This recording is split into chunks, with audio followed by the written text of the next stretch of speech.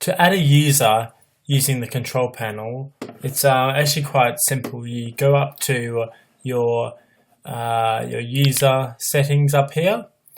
You want to click down from user and go to user manager. If you want to quickly add one, there's another flyout here that says add a new user, but I always like to, it's always good practice just to always go to user manager just so you can see all the new users that have been added.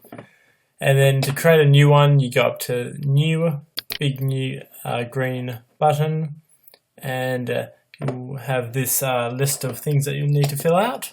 The first one being name. So this one could be, I'm just going to type in John. Might want to have their full name, so John Smith.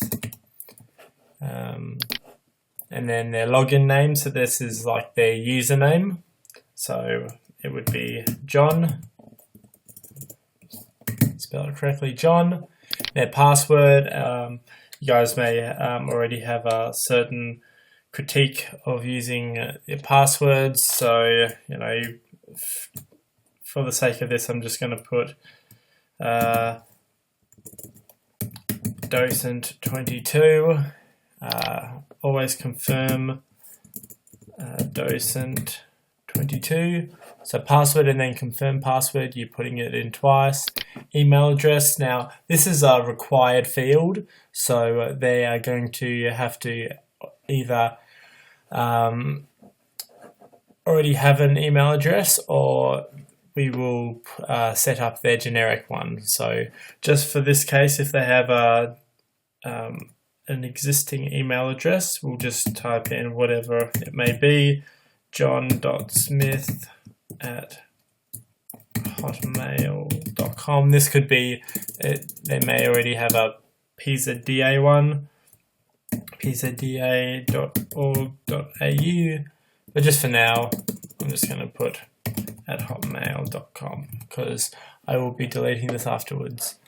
And when you press save, there'll be a registration date. You can also come in here and in the future and see when they've last visited, and just the ability to block the user, require a password reset. Always set this to yes, because you want them to, the first time that they log in, to reset their password, or in future to be able to reset their password if they've forgotten. And that's enough for this side of it. And up the top here you have another group of elements. Now this is where you set the access, so whether or not they're going to be a guest, a manager, administrator, register, author. Most of the docents should be just an administrator, and just to have them registered as well gives them that little bit of flexibility with what they can do. So if it's just a regular docent, then just put in administrator and registered. That should be enough for now. Basic settings, you don't really need to know about this. This is just some fancy stuff that you don't really need to know. We go back and you can either save or save and close. We'll just save and close for now, and then message user successfully saved, and we should be able to come down and see John Smith. So John Smith is there, registered.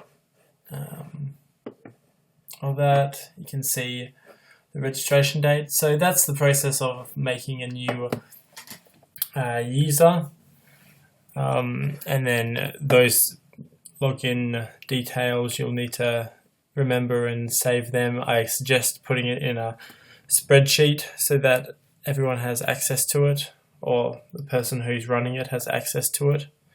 So that's about it. Stay tuned for more.